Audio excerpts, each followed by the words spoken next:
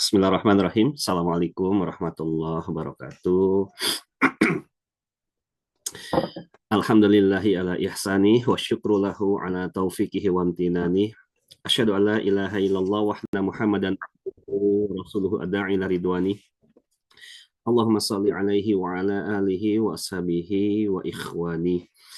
Yang saya hormati Bapak Dekan Fakultas Hukum serta jajarannya, para wadek, para ketua prodi di lingkungan Fakultas Hukum. Yang saya hormati para guru besar di lingkungan Fakultas Hukum, ketua dan sekretaris BPM Fakultas Hukum. Yang saya hormati Bapak Ibu dosen dan tenaga kependidikan di lingkungan Fakultas Hukum. Alhamdulillah, segala puji serta syukur kita panjatkan kehadirat Allah Subhanahu wa taala. Di kesempatan pagi ini, alhamdulillah, saya diberikan amanah oleh panitia untuk menyampaikan sedikit materi terkait dengan persoalan riba ini. Salawat serta salam tercurah limpahkan pada uswatun hasanah kita, Nabi Allah Muhammad Sallallahu Alaihi Wasallam beserta keluarga, para sahabat, para pengikutnya yang istiqomah dalam rangka menghidupkan serta mengamalkan sunnah-sunnahnya. Izin Bapak Ibu untuk saya mulai dan share materi dari sini ya.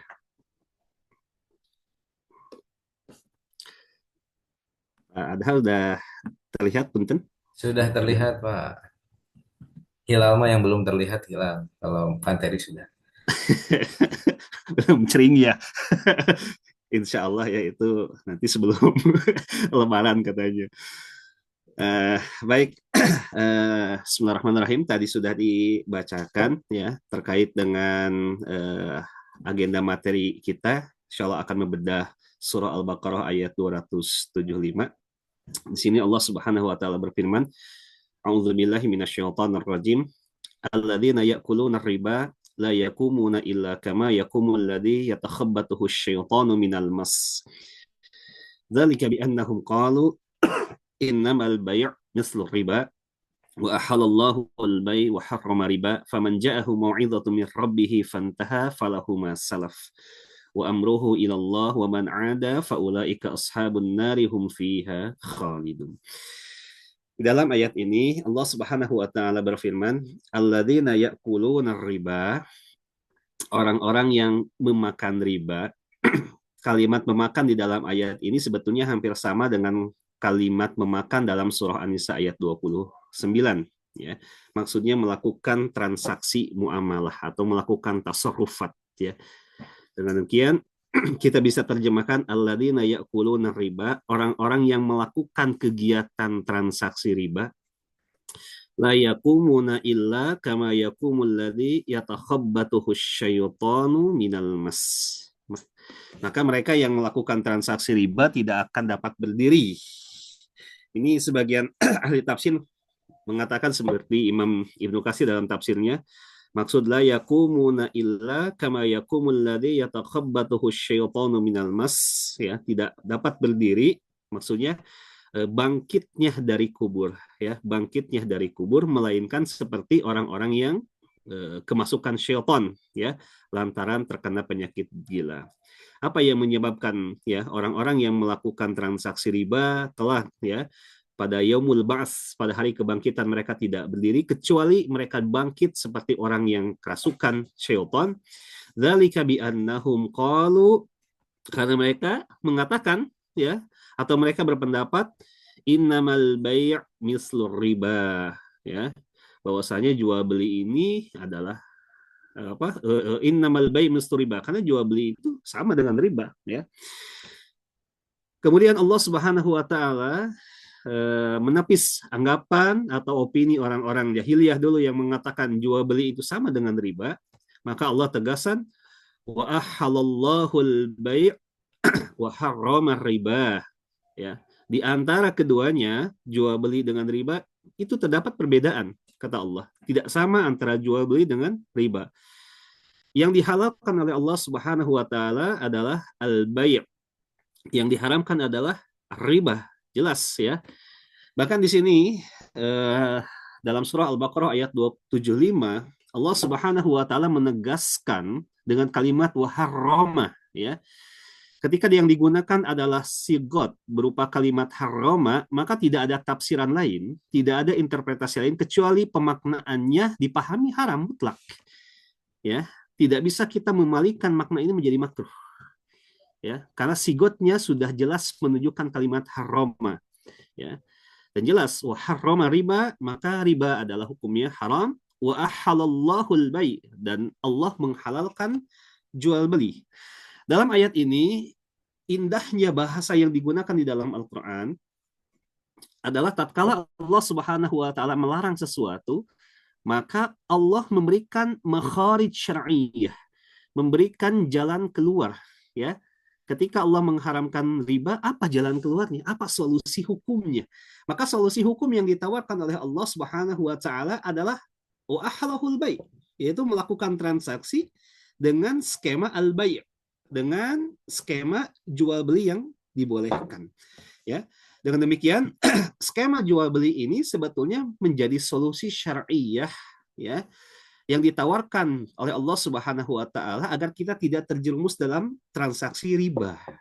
Ya, inilah indahnya bahasa Al-Qur'an yang memiliki ijaz, memiliki nilai-nilai mukjizat. Tatkala Allah Subhanahu wa taala mengharamkan sesuatu, maka di satu sisi Allah membolehkan dengan memberikan jalan keluar, yaitu dengan cara apa? Al-bai'. Riba haram, maka yang boleh adalah al-bai', ya.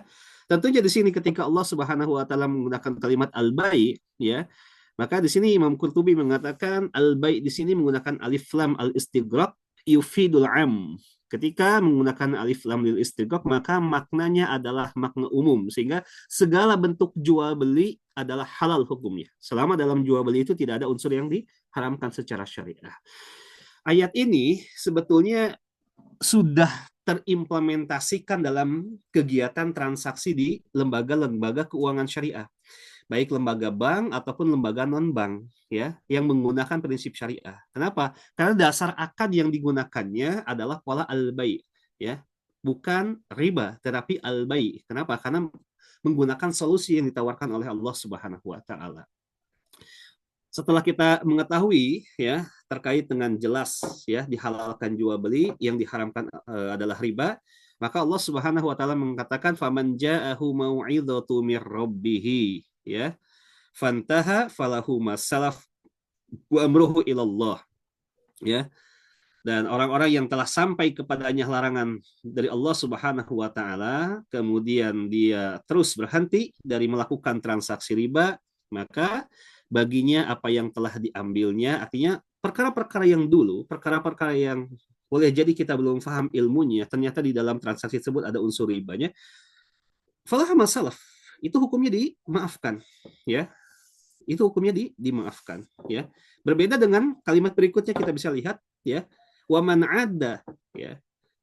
Kalau ada orang yang sudah tahu hukumnya riba adalah haram, ya, tetapi kekeh dia masih melakukan transaksi riba tersebut, maka Allah Subhanahu wa taala memberikan ancaman, ya, yang cukup mengerikan, faulaika ashabun narihum fiha khalidun, ya.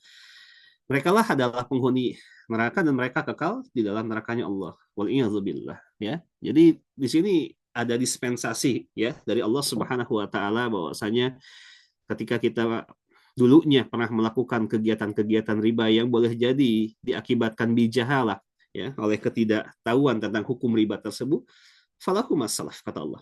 Yang lalu ya sudah, biarlah terlalu, ya, tinggal ditaubati saja, gitu kan, tidak mengulangi transaksi-transaksi yang di dalamnya ada unsur-unsur riba, ya. Kita bertaubat sehingga kita mencari solusi yang sesuai dengan prinsip-prinsip syariah. Ibu bapak yang dirahmati Allah Subhanahu wa taala, ketika kita bicara masalah riba, tentunya kita perlu memahami di dalam Al-Qur'an konteks riba ini mendekatkan, ya, kita kepada kajian dalam pembahasan filsafat hukum Islam, ya. Di dalam kajian filsafat hukum Islam, kita diperkenalkan oleh para ulama kita salah satu prinsip hukum atau al-mabda, yaitu at-tadaruj fi tatbiqil ahkam, yaitu penetapan hukum yang dilakukan secara gradual atau bertahap. Jadi ayat-ayat tentang riba ini diturunkan oleh Allah Subhanahu wa taala tidak langsung ya. Jadi tatkala Rasulullah SAW biasah diutus ya menjadi seorang rasul ya di tengah-tengah komunitas jazirah Arab pada saat itu tidak lantas ya Rasulullah SAW mengharamkan praktek riba yang sejatinya riba itu sudah biasa dilakukan oleh orang-orang Arab pada saat itu. Tetapi ayat-ayat ya yang berkaitan dengan riba itu dilakukan secara bertahap, step by step. Ya, kita temukan ada 4 tahapan ya di dalam Al-Quran terkait dengan ayat-ayat tentang riba tersebut. Ya, kita lihat misalnya di tahapan pertama ini kita bisa lihat di dalam surah Ar-Rum ayat 39. Ayat ini merupakan ayat makiyah ya, yaitu ayat-ayat yang diturunkan qabla hijrah ya, sebelum Rasulullah SAW hijrah ya dari kota Mekah ke Yastrib atau ke Madinah pada saat itu ya. Ini tahapan pertama. Di sini Allah Subhanahu wa taala mengatakan wa ma ataitu minar riba liyarbu fi amwalin nasi fala yarbu indallah. Wa ma ataitu min zakatin turiduna wajhallah faulaika humul mud'afun ya. Dan riba atau tambahan yang kamu berikan agar dia bertambah pada harta manusia, maka riba itu tidak dapat menambah di sisi Allah Subhanahu wa taala. Kita perhatikan ya, dalam surah Ar-Rum ayat 39, kalimat riba yang digunakan ya, tulisan ribanya seperti ini. Ya, kita bisa lihat sama-sama Bapak Ibu yang rahmati Allah Subhanahu wa taala. Kalimat riba yang digunakan dalam ayat ini, tulisan ribanya seperti ini. Ya. Nanti kita bedakan dengan tahapan-tahapan berikutnya, ya. Nah, ayat ini kata para ulama, umpamanya Imam Qurtubi dalam tafsirnya mengatakan ayat ini berkaitan dengan praktek hibah sawab, ya. Hibah sawab ini maksudnya adalah kalau orang dia hari ini, ya umpamanya saya memberikan sesuatu kepada Pak Adha, ya, dengan tujuan apa yang saya beri itu dibalas ya lebih oleh Pak Adha. Ya, berarti itu yang disebut dengan hibah sawab. Ya. Saya memberi sesuatu, tapi dengan tujuan supaya orang yang saya beri itu balas kebaikan saya lebih dari apa yang saya berikan. Ya, kata Allah, "Fala yarbu indallah." Ya, itu tidak akan bertambah di sisi Allah. Maksudnya apa? Tidak ada pahalanya, gitu kan? Nah, tujuan memberi ini hanya untuk dibalas kasih kembali, gitu kan? Berbeda dengan orang-orang yang kata Allah, "Wa ma ataitum minaz zakat." Ya, orang-orang yang memberikan zakat turiduna wajhallah ya yang tujuannya adalah untuk mengharap wajah Allah ya faulaika humul munafun, maka itulah orang-orang yang dilipat gandakan pahalanya. Jadi kalau saya memberi memang tujuannya untuk mengharap wajah Allah ya, kelak di akhirat saya bisa melihat wajah Allah Subhanahu wa taala, maka faulaika humul munafun, itulah yang akan bertambah pahalanya di sisi Allah Subhanahu wa taala. Di tahapan pertama tentang gradualitas ayat riba ini belum dijelaskan spesifikasi tentang hukum riba. Sehingga kata para ulama ya, termasuk Ibnu Abbas mengatakan ini adalah riba yang dibolehkan ya. Karena di ayat ini belum dijelaskan tentang hukum riba ya secara spesifik. Namun di tahapan kedua ya, kita bisa lihat di dalam surah An-Nisa ayat 160 sampai 161 itu sudah mulai spesifik tentang pengharaman riba ya.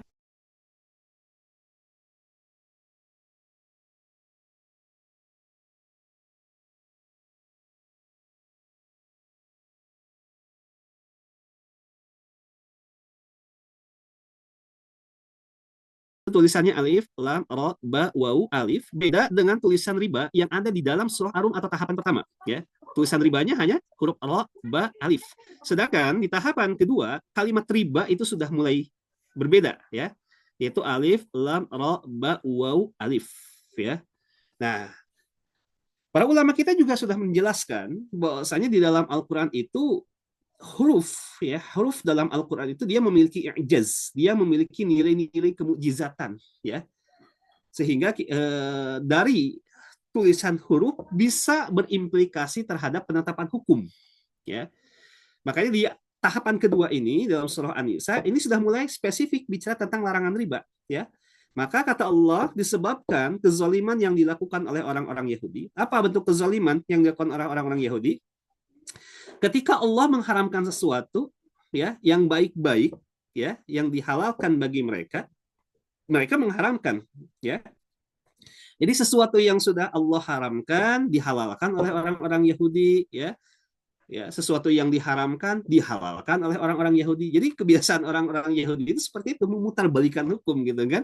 Sesuatu yang halal mereka haramkan, sesuatu yang haram mereka halalkan. Apa yang Allah haramkan tetapi dihalalkan oleh orang-orang Yahudi, padahal Allah sudah larang, wa akhdhihimur riba wa qadmuhu anhu wa aklihim amwalan nas bil batil. Ya, yaitu melakukan kegiatan riba karena riba itu sudah dilarang oleh Allah tapi dibolehkan oleh orang-orang Yahudi, ya. Bahkan Allah tegaskan riba itu dilarang karena merupakan memakan harta sesama manusia dengan cara yang batil. Bahkan Allah ancam orang-orang Yahudi, ya, wa'tadana lil kafirina minhum azaban aliman, ya. Allah akan sediakan bagi orang-orang kafir, yaitu orang-orang Yahudi yang mereka menghalalkan perkara-perkara yang Allah haramkan, yaitu azab yang pedih.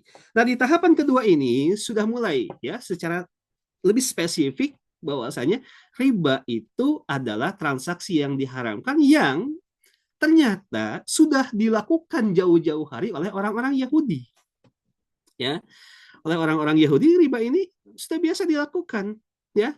Bahkan kalau kita melihat dalam perjanjian lama, ya, itu ada ketentuan bahwasanya praktek pembungaan uang itu hanya berlaku di luar golongan Yahudi. Jadi kalau misalnya sesama golongan Yahudi itu dilarang melakukan praktek pembungaan uang, ya.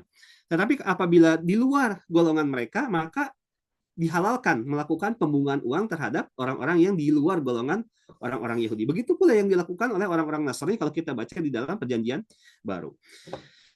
Kemudian di tahapan ketiga, ini lebih spesifik lagi, ya. Di sini Allah Subhanahu wa taala menjelaskan bahwasanya ya ayyuhalladzina amanu la ta'kulur riba ad'afan mudha'afatan wattaqullah la'allakum tuflihun, ya. Di sini Allah Subhanahu wa taala menyeru kita orang-orang beriman. Kata Ibnu Mas'ud, ya, kalau kita lihat di dalam kitab-kitab tafsir, Ibnu Mas'ud mengatakan ketika Allah Subhanahu wa taala, ya, menggunakan kalimat ya ayyuhalladzina amanu di dalam Al-Qur'an, ya, itu bisa memiliki dua makna. Makna yang pertama, ya, menunjukkan perintah untuk melakukan perbuatan yang diwajibkan oleh Allah Subhanahu wa taala. Umpamanya, ya, insya Allah apabila kita diberikan usia oleh Allah Subhanahu wa taala, kita bisa berjumpa dengan bulan suci Ramadan, ya. Kita menjalankan aktivitas saum di bulan suci Ramadan, ya. Dan kita melihat di dalam Al-Qur'an surah Al-Baqarah 183 Allah memulai dengan kalimat ya ayyuhalladzina amanu kutiba alaikumusiyam dan seterusnya, ya. Itu menunjukkan bahwasanya Allah Subhanahu wa taala memerintahkan kepada kita untuk melakukan suatu perbuatan yang sifatnya wajib. Atau boleh jadi kalau kita melihat kalimat ya ayyuhalladzina amanu adalah perintah dari Allah Subhanahu wa taala untuk meninggalkan perkara-perkara yang dilarang, ya. Dalam konteks surah Ali Imran ayat 130 jelas Allah Subhanahu wa taala memerintahkan kita, ya, untuk kita meninggalkan perkara yang diharamkan oleh Allah Subhanahu wa taala. Yaitu apa? La ta'kulur riba. Jangan kalian melakukan transaksi riba. Riba seperti apa yang dilarang? Di sini Allah jelaskan ad'afan mudha'afatan. Ya, yaitu riba yang berlipat ganda, ya. Ini kalau kita tidak memahami secara komprehensif, ya, dikhawatirkan akan adanya kekeliruan dalam memahami konsep ayat-ayat tentang riba, ya. Sebagian orang memahami, ya, misalnya Muhammad Syahrun, ya, salah seorang tokoh liberal dari Syria, ya. Kalau kita lihat, beliau memahami konteks ayat ini berdasarkan nazariyatul hudud atau teori limitasinya, bahwasanya adha'afan mudha'afah, berlipat ganda itu menjadi syarat berlakunya hukum riba katanya. Ya, karena di dalam ayat ini terdapat mafhum mukhalafah. Ya. Artinya seperti ini, apabila kata Syahrur, ya, apabila transaksi pembungaan uang itu tidak dilakukan secara berlipat ganda, maka itu tidak termasuk riba yang diharamkan. Ya. Karena Allah Subhanahu wa taala adalah melarang praktek riba yang berlipat ganda. Berarti sesuatu yang tidak berlipat ganda, maka itu tidak dilarang. ya, sehingga konklusi hukum ya yang diambil oleh Muhammad Syahrur, ya, salah seorang tokoh liberal dari Syria, mengatakan bahwasanya praktek fawaidul bunuk atau pembunguan uang yang hari ini dilakukan dalam transaksi-transaksi konvensional itu belum memenuhi standar atau dawabit riba yang diharamkan karena belum ada alfan mudha'afah. Umpamanya kalau hari ini Bank Indonesia menetapkan bunga maksimal 12-13%, itu kan belum berlipat ganda, ya, sehingga tidak bisa dikatakan sebagai praktek riba yang dilarang dalam Al-Quran. Sedangkan kata Syahrul, Quran itu menjelaskan dan memberikan takyid, pembatasan hukum, bahwasanya riba yang diharamkan itu harus berlipat ganda. Ya, kalau misalnya 1.000 jadi 2.000, 10.000, 20.000, sejuta jadi 2 juta, dan seterusnya, itu baru berlipat ganda. Itulah yang diharamkan oleh Allah dalam Al-Quran surah Ali Imran ayat 130. Dan hari ini, praktek-praktek yang dilakukan di lembaga-lembaga konvensional, ya, atau muasasah at-taklidiyah, ya, di lembaga-lembaga konvensional, baik itu bank konvensional, koperasi, pasar modal, pegadaian, itu tidak termasuk riba yang diharamkan karena penetapan bunganya tidak sampai berlipat ganda gitu. Nah, apabila kita memahami baru sampai ayat ketiga ini, maka bisa berbahaya. Kenapa? Karena nanti, ya, akan bertentangan dengan tahapan keempat, yaitu tahapan terakhir, ya, terkait dengan larangan riba di dalam Al-Qur'an, ya. Ternyata, ya, tahapan riba ini belum selesai di tahapan ketiga. Ada tahapan terakhir, yaitu tahapan keempat, yaitu tentang kita diwajibkan oleh Allah Subhanahu wa taala untuk meninggalkan sisa-sisa dari transaksi riba, ya. Baik di tahapan kedua sampai tahapan keempat, tulisan ribanya sudah mulai sama, ya. Alif, lam, ra, ba, waw, alif, ya. Tahapan keempat juga sama, alif, lam, ra, ba, waw, alif, ya. Di sini Allah Subhanahu wa taala berfirman, ya ayyuhalladzina amanu taqullaha wa dharu ma baqiya minar riba in kuntum mu'minin. Ya. Sama, ya. Hai orang-orang beriman, berarti apa? Perintah Allah dalam hal ini untuk kita bertakwa kepada Allah, ya. Salah satu bentuk implementasi ketakwaan itu apa? Kata Allah, wazaru ma baqiya minar riba. Tinggalkan sisa-sisa dari transaksi riba, ya. Kata Syekh Wahbah Zuhaili dalam tafsirnya Al-Munir Aqidah Syar'i wal Manhaj, beliau mengatakan kalimat ma baqiya minar riba ini untuk menunjukkan, ya, kuantitas yang sedikit dari transaksi riba. Maksudnya gini, ya, jangankan yang berlipat ganda, kata Syekh Wahbah, ya, yang sedikit saja oleh Allah diperintahkan untuk kita meninggalkan, ya. Jadi jangankan yang berlipat ganda, ya, yang sedikit saja Allah Subhanahu wa taala memerintahkan kita untuk meninggalkan transaksi riba ini. Jikalau kita mengaku diri kita sebagai orang-orang beriman. Fa ilam taf'alu fa'zanu biharbi minallahi wa rasulih. Kalau kita kekeh, ya, melakukan transaksi riba tersebut, fa'zanu biharbi minallahi wa rasulih, maka Allah Subhanahu wa taala akan mengumumkan ultimatum peperangan, ya. Bahkan kata para ulama, tidak ada dosa yang diancam dengan ancaman berupa peperangan kecuali dalam dosa riba ini. Sangat berbahayanya dosa riba ini, sehingga Allah Subhanahu wa taala mengancam para pelaku riba ini dengan ancaman berupa ultimatum peperangan dari Allah dan Rasulnya. Walaupun ini adalah kalimat majazi, ya. Maksudnya bentuk dosa yang sangat besar dan pelakunya dilaknat oleh Allah dan Rasulnya, ya. Nah, bagaimana mengharmonisasikan, ya, antara dua tahapan terakhir? Satu sisi tahapan ketiga, riba yang dilarang itu yang berlipat ganda, tapi di tahapan keempat, ya, riba yang sedikitnya pun harus ditinggalkan. Nah, ini bagaimana cara memahaminya? Apakah terjadi nasikh mansukh, ya, penghupusan hukum? Nah, kata para ulama tidak seperti itu pemahamannya. Ya, dalam konteks ayat riba, kita harus memahami secara komprehensif tahapan ketiga ini, ya, dari aspek historikal, dia turun pada abad ketiga Hijriah, ya. Dan kalau kita lihat di dalam kitab-kitab tafsir, umpamanya kita lihat di dalam tafsir Syaukani, ya, dalam Fathul Qadir Imam Syaukani, beliau mengatakan ayat 130 surah Ali Imran, ya, tentang riba ini merupakan bayanul waqi', ya, tentang penjelasan fenomena yang terjadi pada saat ayat itu diturunkan pada abad ketiga Hijriah.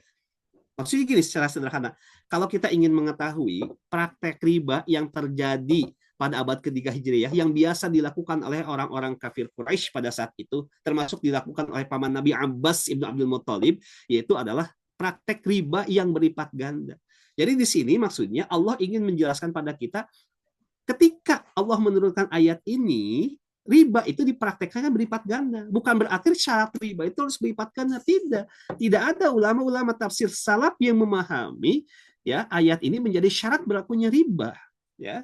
Makanya ketika kita lihat di ayat terakhir tahapan keempat yaitu diturunkan oleh Allah 9 Hijriah sudah selesai masalah riba, yaitu apa? Sedikitnya pun riba merupakan praktek yang dilarang oleh Allah dan wajib untuk kita tinggalkan dan wajib untuk kita bertaubat dari transaksi-transaksi riba. Kenapa? La tazlimuna wa la tuzlamun. Karena riba ini merupakan praktek yang zolim, ya. Praktek pembungaan uang ini merupakan praktek yang zolim kata Allah, ya. Karena dia punya dampak-dampak yang negatif, ya, sehingga kesimpulan ya yang kita bisa ambil dari ayat-ayat tentang riba bahwasanya riba ini diturunkan ya oleh Allah Subhanahu wa taala dalam 4 tahapan. Ada hikmatut tasyri' ya, ada nilai filosofi ya, kenapa Allah Subhanahu wa taala menurunkan hukum riba secara gradual sebagai metode dakwah yang dilakukan oleh Rasulullah SAW.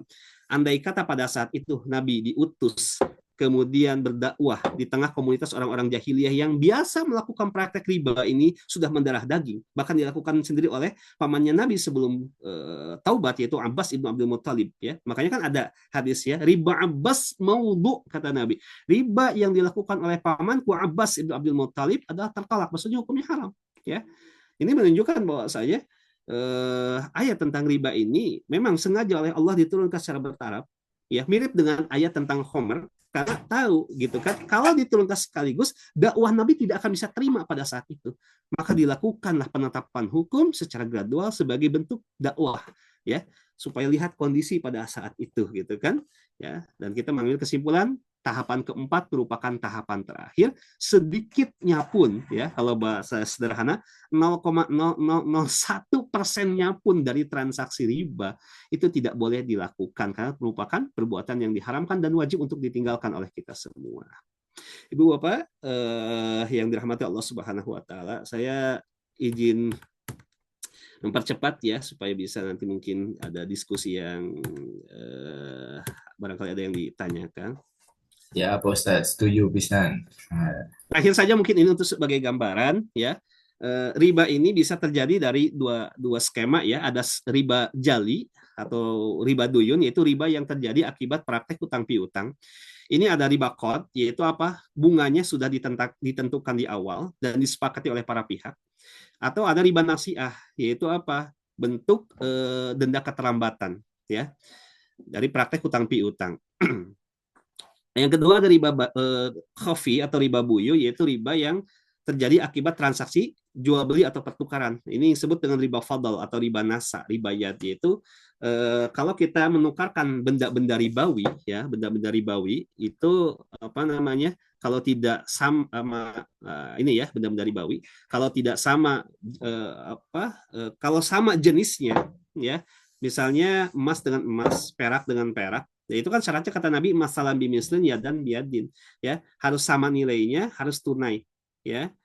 Ya kalau kita hari ini kan melihat ternyata ilat atau rasio legis dari hukum tentang amwari ribawi ini, az-zahab wal fiddah ini adalah anukud ya atau nakdain, yaitu alat tukar ya. Jadi ilatnya adalah alat tukar. Jadi kalau misalnya seperti ini rupiah dengan rupiah, maka syaratnya harus tamasul, yaitu apa? Nilainya sama ya.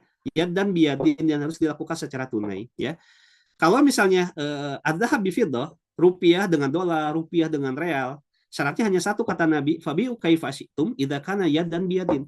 Ya, syaratnya hanya satu saja, tunai, sekalipun tidak harus senilai karena terjadi perbedaan nilai mata uang. Nah, ini yang disebut dengan riba fadl. Apabila tidak mengikuti pola standar yang ditetapkan dalam hadis ini, ya, maka bisa terjadi adanya riba fadl atau riba buyu.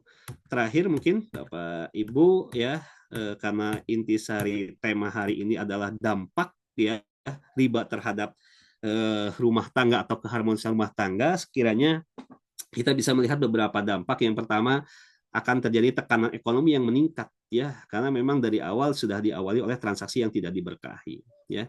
Meningkatnya konflik ya, memungkinkan adanya konflik salah satunya karena dicabutnya keberkahan. Ketika kita lihat dalam Al-Qur'an ya, yamhaqullahu riba ya 276 Al-Baqarah wa yurbis shadaqat. Yamhaq ya, ada nggak ayatnya? Ya, yamhaq ini. Yamhaqullahu riba wa yurbis shadaqah. Mahak ya ini artinya Allah mencabut keberkahan ya. Mahak ini artinya dihilangkan ya atau dicabut atau dihancurkan sedikit demi sedikit. Sebagaimana orang Arab ada syair mengatakan mahaqatil qamar ya. Bulan itu semakin malam itu semakin menipis ya. Maksudnya sedikit demi sedikit keberkahan hidup kita itu akan dihancurkan oleh Allah Subhanahu wa taala bagi orang-orang yang melakukan transaksi riba. Wa yurbis shadaqah, tetapi Allah akan mensukseskan, mensuburkan rezeki orang-orang yang sering sedekah. Ini juga solusi syar'i ya. Solusi syar'i bahwasanya sedekah ini juga bisa sebagai solusi untuk menanggulangi transaksi ribawi gitu ya. Maka jelas di sini menghilangkan keberkahan dalam rumah tangga, menghambat ya pembangunan masa depan keluarga yang seharusnya ya dana ini nantinya kita gunakan ya untuk investasi yang sesuai syariah gitu kan ya, menabung di lembaga-lembaga yang sesuai syariah, digunakan untuk berzakat, berwakaf, malah digunakan untuk transaksi ribawi, pembayaran bunga-bunga ribawi dan sebagainya, atau menjauhkan dari nilai-nilai Islam. Nah, inilah beberapa dampak yang bisa kita lihat akibat transaksi riba ya, dampak terhadap keharmonisan rumah tangga. Solusinya mungkin satu, hindari transaksi riba. Yang kedua, gunakan ya sistem keuangan yang berdasarkan prinsip-prinsip syariah, hidup sesuai dengan kemampuan ya atau qanaah dalam bahasa agama kita, tunaikan kewajiban-kewajiban maliyah ya, zakatnya ditunaikan, wakafnya dibayarkan, infaknya juga dibayarkan. Mudah-mudahan ini sebagai solusi yang diberikan oleh Allah Subhanahu wa taala agar kita bisa terbebas dari transaksi-transaksi yang dilarang oleh Allah Subhanahu wa taala. Allahu a'lam bissawab. Itu saja mungkin yang bisa saya sampaikan. Saya kembalikan pada Ustaz Adha. Maka Ustaz Adha.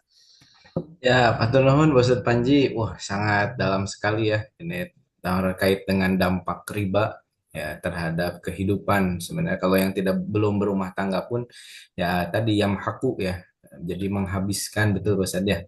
Baik, tidak memper ini silahkan Bapak Ibu apabila ada yang ingin bertanya terkait dengan riba, terkait dengan keuangan Islam atau tadi terkait dengan dampaknya atau terkait materi ini dipersilahkan. Alhamdulillah ini yang hadir pada hari ini 32 orang ya. Ini juga alhamdulillah banyak sekali. Turnuhun sadayana. Ada dari S3 ya Pak Yudon, Pak Yuzon, ada dari Sivitas Unisba, ada Prof Neneng ya alhamdulillah.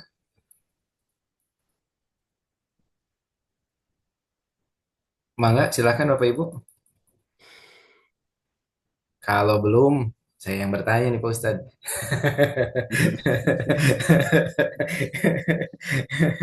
Boleh tidak kira-kira kalau saya yang bertanya ini? Mangga, mangga, mangga. Ya, yang pertama Ustaz, ini banyak sekali orang-orang yang apa kan kalau yang riba itu apa emas atau perak atau barang yang asli. Sedangkan kalau sekarang kan uang itu kan alat tukar ya dan ada inflasi, ada namanya kenaikan apa atau penurunan harga, penurunan nilai gitu dalam hal tersebut. Nah, apakah riba ini juga berlaku untuk mata uang yang kita pakai sekarang, misalnya rupiah, dolar, dan sebagainya? Karena tiap tahun nilainya itu tidak pasti gitu. Beda dengan emas yang kalau ya segram segram gitu. Terus yang kedua, ini terkait dengan bank syariah. Mungkin masih banyak yang ingin tahu ini Pak Ustadz terkait dengan bank syariah ini. Apakah bank syariah itu sudah betul-betul murni tidak tidak ada ribanya atau bagaimana? Itu mungkin Pak Ustadz, enggak untuk Ya, baik yang meramaikan diskusi. oke, tenun Ustaz Adha. Baik, yang pertama terkait dengan apakah bisa terjadi itu kan riba ini dalam apa mata uang kita hari ini gitu kan. Memang kalau kita baca di dalam fikih kontemporer ya, ini ada khilaf ulama ya, ada perbedaan pendapat di kalangan para ulama terkait dengan apa sih awalnya gitu kan ilat riba diharamkan riba ini ilatnya apa gitu kan ya, ini ulama memang ada khilaf ya, ada perbedaan pendapat gitu kan. Ada pendapat dari ulama-ulama seperti Hanafi, Hanbali gitu kan, ilat riba ini adalah al-mauzun, ya, sesuatu yang ditimbang gitu kan, ya. Maka juga bisa berlaku dalam pertukaran besi, timah, seng, daging, gula dan sebagainya. Ya, sehingga kalau kita lihat apakah uang hari ini ditimbang, kan tidak, ya, sehingga tidak masuk ke dalam transaksi ribawi gitu kan, tidak berlaku hukum riba dalam uang yang hari ini kita digunakan sebagai standar pembayaran atau alat bayar. Tapi kalau kita lihat pendapat yang lain, ya, ulama Syafi'i dan Maliki, bahkan ini menjadi standar IUV, ya, standar fatwa ulama dunia hari ini, ya, tentang muamalah, bahwasanya ilat riba ini adalah nakdain atau samaniyah, yaitu alat tukar. Apapun alat tukar, baik dia terbuat dari emas, perak, tembaga, ataupun kertas, ya, fiat money kalau bahasa hari ini, maka dia masuk, ya, hukum riba di dalamnya, karena ilat riba ini, ya, walaupun ini kan ilatnya adalah ilat mustanbatoh sebetulnya, ya, atau ilat yang digali berdasarkan ijtihad. Dan kita memahami ilat riba ini hari ini bukan sesuatu yang ditimbang, ya, tetapi adalah sebagai samania, sebagai alat bayar atau nilai harga, sehingga implikasi atau ketentuan hukumnya adalah riba ini, ya, bisa terjadi pada mata uang apapun itu, ya, termasuk mata uang di negara kita yaitu rupiah, ya. Makanya dalam skema tadi sorof, ya, pertukaran uang rupiah dengan rupiah, rupiah dengan dolar, itu kan dia jangan sampai terjerumus dalam riba fadl, ya.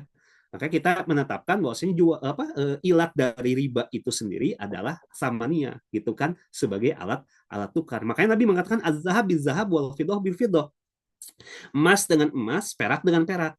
Nah, kita memahami emas dengan perak hari ini, ya, berbeda dengan emas dengan perak yang ditetapkan oleh Nabi sebagai amwal ribawi. Ya, kenapa? Karena dalam prakteknya emas dan perak yang terjadi di zaman Nabi itu sebagai standar harga atau samaniyah, gitu kan? Sehingga konsekuensi hukumnya apa? Kalau hari ini, ya, orang melakukan transaksi jual beli emas dilakukan tidak secara tunai, ya, itu tidak termasuk riba yang dilarang atau tidak termasuk riba fadal tadi, gitu, ya, karena emas hari ini kita posisikan itu sebagai sil'ah, sebagai benda biasa yang boleh diperjualbelikan secara taksin atau secara cicil, ya. Jadi kalau misalnya kita melihat praktek yang dilakukan hari ini di lembaga keuangan syariah, cicil emas misalnya, ya, atau nabung emas dengan cara cicil atau emas gitu kan, itu kan kita transaksinya tidak tunai, ya, itu hukumnya boleh enggak? Ya boleh, karena emas hari ini kita anggap sebagai sil'ah atau sebagai benda biasa, ya, sehingga ilatnya sudah hilang sebagai mata uang, ya, kan kaidah hukumnya adalah al hukmu yaduru ma'ilatihi, ya, hukum ini ada sesuai dengan ada atau tidak adanya ilat. Kalau ilatnya sudah tidak ada, ya berarti hukum itu tidak bisa berlaku lagi, gitu kan. Sehingga praktek sekarang apa namanya, jual beli emas atau cicil emas, ya, atau jual beli emas tidak tunai itu hukumnya boleh, ya, karena emas hari ini kita posisikan sebagai benda, bukan lagi sebagai benda ribawi yang dilarang, ya, dilakukan pertukaran kecuali harus senilai dengan tunai. Jadi ini yang pertama, ya, ternyata riba juga bisa terjadi pada alat tukar hari ini, ya, sehingga tetap mengalami ada hukum tadohum, ya, hukum inflasi dan sebagainya. Ini yang pertama. Kemudian yang kedua, apakah bank syariah sudah sesuai syariah? Ya tentunya. Kalau kita baca di dalam Undang-Undang P2SK yang terbaru itu nomor apa namanya 3 tahun 2024 gitu kan, itu kan segala transaksi yang dilakukan oleh lembaga keuangan syariah, ya, baik bank ataupun non bank, itu kan wajib memenuhi standar prinsip syariah. Dalam undang-undang kan dikatakan sesuai dengan prinsip syariah, ya. Artinya dalam prakteknya sudah tidak ada lagi transaksi-transaksi yang dilarang sebetulnya, gitu kan. Kalaupun ada, misalnya kita buka, ya, salah satu transaksi yang masih ada unsur riba, tetapi kenapa masih kita bolehkan hukumnya? Seperti misalnya ada denda keterlambatan dalam transaksi pembiayaan misalnya, gitu kan, ya. Misal dalam murabahah itu masih ada denda keterlambatan. Kan tadi dikatakan denda keterlambatan itu kan dia termasuk riba nasiah, ya, atau termasuk riba duyun, karena dia dalam praktek hutang piutang. Ya, jadi hutang piutang itu kan bisa terjadi dari dua hal kan. Pertama, hutang piutang itu bisa lahir dari akan pinjam meminjam uang, namanya qard.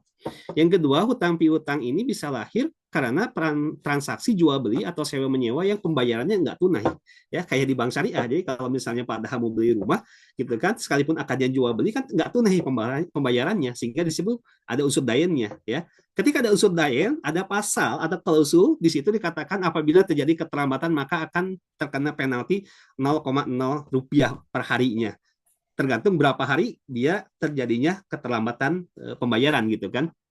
Nah, kenapa masih dibolehkan? Ya karena itu dianggap sebagai takzir. Jadi gini, konstruksi fikihnya. Satu sisi jumhur ulama memandang riba nasiah atau denda keterlambatan itu haram. Kita akui memang haram, ya. Tapi satu sisi, Abu Yusuf, salah seorang ulama dari mazhab Hanafi, itu mengatakan bahwasanya kita ada hadis. Bahwasanya dalam hadis itu layul waji yuhilu illuhu wa uqbatuhu. Ya, dalam hadis lain, matlul goniyu zulmun kata Nabi, ya. Orang yang sudah memiliki kemampuan finansial, ya, yang wajib untuk dia bayar kewajiban hutangnya, tapi menunda-nunda kewajibannya, kan kata Nabi yuhilu ilduhu wa ukubatuhu, dihalalkan kehormatannya dan dihalalkan juga untuk diberikan punishment, sanksi, ya. Nah, pengertian punishment di sini apa? Kalau kita baca dalam buku syuruh hadis, ya buku-buku tentang penjelasan hadis, ulama menafsirkannya adalah asijenu, ya penjara. Tapi kan konteksnya ini adalah dalam konteks awalnya perdata gitu kan, ya. Sehingga kita mencari beberapa literatur lain, ternyata ada ulama dari kalangan Hanafi juga membolehkan, yaitu namanya guromah maliyah, denda keterlambatan, sebagai apa? Bentuk implementasi dari hadis tadi, yaitu yuhilu irduhu wa ukbatuhu, dihalalkan kehormatan dan dihalalkan juga untuk diberikan sanksi. Artinya apa? Nah, di dalam ketentuan fatwa di kita bahwasanya denda keterlambatan itu boleh diakui sebagai takzir, yaitu apa? Ya sebagai peringatan, ya, bahwasanya orang tidak boleh menunda-nunda kewajiban dalam pembayaran terhadap hutangnya gitu kan. Namun ini hanya bisa diterapkan bagi matlul goni sebetulnya, yaitu apa? Orang yang sudah punya kemampuan finansial tetapi tidak mau ya membayar atau menunda-nunda, melalaikan, nah itu yang bisa dikenakan. Yang kedua, ini yang paling penting, ya, hasil riba ini tidak boleh diakui sebagai dana penghasilan atau pendapatan bank. Jadi tidak boleh masuk ke dalam pendapatan yang diakui oleh bank, tetapi itu harus diakui sebagai dana sosial.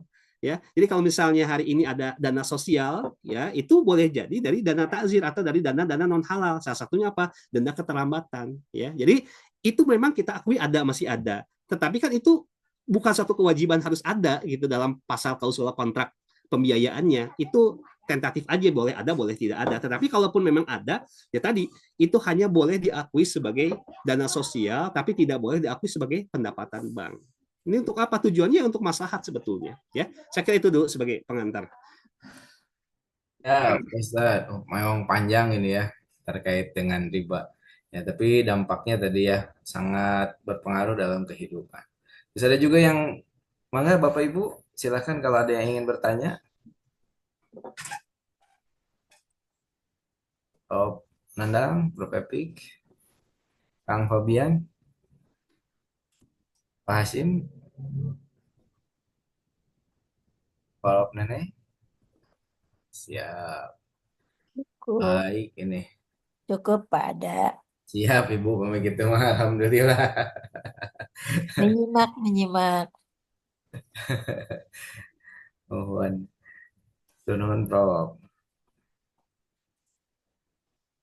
Baik Bapak Ibu, Atau kalau mungkin ini Pak Panji, nah Oh itu ya, tadi maaf, yang Mangga. menarik itu Pak Panji, penjelasan tentang bagaimana ketika hukum riba berdasarkan ayat yang terakhir turun itu menjadi total, gitu ya. Tidak tadi sedikit atau banyak apa namanya tetap haram. Nah, itu mungkin penguatan tentang tadi ya pentahapan hukum Islam, kemudian nanti yang diambil itu adalah hukum yang terakhir. Nah, mungkin itu juga perlu perlu penguatan apa namanya karena tadi memang pemikiran tentang alasan bahwa yang diharapkan itu yang ada afwan mudoafah kan masih banyak berkembang di masyarakat gitu ya. Nah, yang kedua juga bagaimana mungkin perlu penjelasan yang lebih dalam itu tentang eh, riba dan bunga ya. Karena ketika saat ini kita tidak mengenal kata riba gitu ya, tetapi bertemunya dengan bunga gitu ya. Nah, ini barangkali juga penguatan-penguatan ini yang seringkali juga di masyarakat itu kan ya memang bunga pengharamannya berdasarkan apa proses istihad ya, melahirkan fikih gitu. Berbeda dengan kata riba yang memang sudah ada di dalam Al-Qur'an. Nah, ini penguatan-penguatan tentang penjelasan-penjelasan tentang ini barangkali Pak Paji untuk apa namanya lebih mendalam ya sehingga pemahaman tentang bunga yang ada pada praktek hari ini itu apakah tadi ya seringkali kan apalagi dengan perbedaan pendapat ya di kalangan ulama fikih saja tadi sudah disampaikan oleh Pak Panji. Nah, tetap perlu gitu apa namanya arah ya gitu ya. Arah untuk mana gitu di antara sekian pendapat itu yang memang harus menjadi pegangan kita semua dalam mensikapi bunga. Kan hari ini kita tahu market share perbankan syariah juga masih 7% ya. Ini salah satunya mungkin dari pemahaman tentang samakah riba dan bunga gitu ya. Penjelasan-penjelasan ini barangkali Pak Panji Ya, tadi baik. dijelaskan kembali supaya apa namanya ya perbankan syariah meningkat market share-nya berdasarkan juga literasi yang lebih baik mungkin tentang khususnya bunga dan riba ini kaitannya. Terima kasih, Ya, Pak. baik. Hatur nuhun, Prof, masukannya. Mungkin sedikit saja ya ini berkaitan dengan riba. Apakah bunga termasuk riba? Ini kan memang perkara yang sifatnya mukhtalafun fih ya, masih diperselisihkan bahkan tingkat dunia ya, bukan tingkat lokal di kita saja. Tapi kan kalau kita lihat di Indonesia sudah ada keputusan dari Majelis Ulama Indonesia ya, jauh-jauh hari di tahun 2004 ini sudah ditetapkan gitu kan. Ternyata praktek pembungaan uang hari ini ya istilah yang tepat kan bunga uang ya, bukan bunga bank. Karena bunga ini bisa terjadi dari seluruh sektor keuangan ya, baik itu bank, non bank, bisnis gitu kan dan sebagainya. Jadi baik perseorangan ataupun lembaga gitu kan. Jadi istilah yang lebih tepat kita gunakan adalah istilah pembungaan uang. Nah, memang ini tadi adalah persoalan yang sifatnya mukhtalaf ya dan masih diperselisihkan. Tetapi kan kita punya kaidah ya al istihadu layun kodo bil istihad. Satu istihad itu tidak bisa dibatalkan dengan istihad yang lain. Istihad kita seperti ini, mungkin istihad yang lain, negara lain seperti ini ya silahkan saja. Ya, cuman di negara kita sudah punya guidance ya, sudah punya pegangan gitu kan bahwasanya praktek pembungaan uang ini kan dia termasuk riba yang diharamkan gitu kan. Bahkan kalau kita menggunakan teori transformasi hukum kan, fatwa ini kan diadopsi dalam undang-undang yang sifatnya lazim ya, punya kekuatan hukum mengikat gitu kan. Memang fatwa kan sifatnya gairul lazim ya, sifatnya tidak mengikat. Tapi kan fatwa ini menjadi norma dasar dalam pembuatan undang-undang ya, dalam pembuatan undang-undang. Salah satunya adalah di Undang-Undang Perbankan Syariah sudah jelas ada pengertian prinsip syariah gitu kan. Ya, dalam prinsip syariah ini harus sesuai dengan fatwa gitu. Secara de facto kan pengertian prinsip syariah adalah fatwa gitu. Dalam artian ya tidak boleh lembaga keuangan syariah menerapkan apa prinsip-prinsip yang berbau bunga. Kenapa? Karena bertentangan dengan fatwa gitu. Ya, bahkan kalau ini sudah menjadi hukum yang sifatnya lazim, mau nggak mau bagi kita umat Islam kan kita terikat oleh teori syahadah kan, ya atau teori credo. Bahwasanya kita sebagai umat Islam ya wajib tunduk patuh terhadap aturan agama kita gitu kan. Ya, bahkan kalau ini sudah menjadi aturan yang sifatnya mengikat, ya dari fatwa kan ditransformasikan menjadi POJK, dari POJK menjadi undang-undang, gitu kan? POJK juga sifatnya kan mengikat, ya. Artinya kan ada kaidah hukum bahwasanya hukmul hakim ilzamun yarfa'ul khilaf itu kan kaidahnya kan hukmul hakim hukum yang ditetapkan oleh otoritas ilzamun dia punya kekuatan hukum mengikat yarfa'ul khilaf yang seharusnya setelah otoritas menetapkan tentang hukum ini tidak boleh lagi ada khilaf. Artinya dalam konteks hukum di Indonesia ya fatwa ini mengikat bagi kita umat Islam ya dalam agama kita kan kita nggak boleh transaksi riba gitu kan yaitu bunga itu adalah riba gitu ya terlepas ya dari adanya pendapat perseorangan ataupun lembaga-lembaga fatwa lainnya di dunia gitu kan yang membolehkan praktek pembungaan uang yaitu kan menjadi hasil ijtihadnya mandiri. Tapi kan tadi kita katakan al istihadu la yunqadu ijtihad. Satu istihad itu tidak bisa dibatalkan dengan istihad yang lain. Ini hasil lah istihad ya. para ulama kita di Indonesia yang menetapkan bahwasanya hukum pembungkuman uang adalah termasuk riba yang diharamkan. Dan kita sebagai umat Islam ya mau tidak mau ya kita harus tunduk patuh terhadap aturan yang sudah dikeluarkan oleh para ulama. Bahkan ini sudah sifatnya mengikat karena memang dalam prakteknya ini sudah dalam bentuk regulasi yang mengikat seperti POJK dan undang-undang di negara kita. Saya kira itu mungkin ya sebagai dasar untuk kita menetapkan fatwa ini. Kan fatwa ini juga sedikit tambahan. Ini fatwa ini kan sifatnya istihad yang sifatnya jama'i. Kalau bagaimanapun istihad yang jama'i atau istihad kolektif itu lebih punya kekuatan hukum daripada istihad yang sifatnya fardi, yang istihad yang sifatnya perseorangan. Kalaupun misalnya di luar sana ada tokoh-tokoh yang mengatakan oh pembungkuman uang itu hukumnya boleh karena bukan riba, ya silakan saja karena itu kan hak dari dia untuk punya opini gitu kan. Tapi ya keputusan fatwa ini kan sifatnya istihad jama'i ya, itu istihad kolektif, dan istihad kolektif itu jauh lebih kuat daripada istihad perseorangan atau personal gitu kan, sehingga mau nggak mau ya kita harus ikut terhadap fatwa yang sudah dikeluarkan ini. Mungkin itu ya Prof terkait dengan sedikit lah jawabannya. Atur nuhun Pak Panji.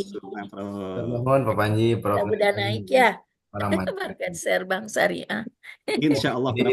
Tugas kita semua. Yang ikut kajian ini jangan ragu untuk sekarang pindah ke Bank Syariah. Dan mungkin kami juga menambahkan ya Pak Panji ya, bahwasanya kalau ke bank itu sekarang akadnya jangan nabung ya. Karena untuk akad nabung paling wadiah ya, tapi wadiah juga masih ada bonus dari mana? Dari banknya. Jadi lebih baik kalau ke bank itu ya akadnya adalah akad kita bekerja sama dengan bank dan uangnya di situ kalau digolangkan ada hasilnya bisa kita pakai gitu-gitu ya Pak Panji ya. Betul, itu nanti bisa menggunakan pola investasi. Tapi di bank syariah bukan di bank konvensional ya.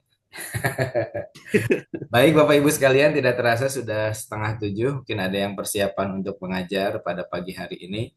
Sekali lagi kami ucapkan terima kasih yang sangat banyak untuk Pak Panji sebagai narasumber pada pagi hari ini, telah memberikan ilmu terkait dengan riba ya, dan juga dampaknya terhadap urusan rumah tangga ya, urusan pribadi pula. Dan alhamdulillah kalau dengan selesainya diskusi pada pagi hari ini, kita pun selesaikan kajian pada pagi hari ini dengan bacaan hamdalah. Alhamdulillah. Baik, Bapak Ibu sekalian, selamat mengajar dan semoga kesehatan dan keafiatan dan kelancaran dalam Pak Faiz, Pak Panji, Pak Ustadz Aha, jadi nabung teh tekengingnya Pak Ustadz. Jadi lagu-lagu titip Puspa teh telaku Bang Bing Bung Yok kita nabung gitunya atau telaku. Sama boleh Pak, mangga silahkan. Ada ini mah kayak akad menabung Mbak, akadnya sekarang kerjasama dengan bank. Mohon Bapak Ibu mangga atur nuhun sadayana. Nuhun Pak Panji. Atur nuhun. Bulina sadayana. Atur nuhun sadayana. Assalamualaikum. Salam. Pak Panji materina atur nuhun bisa. Assalamualaikum.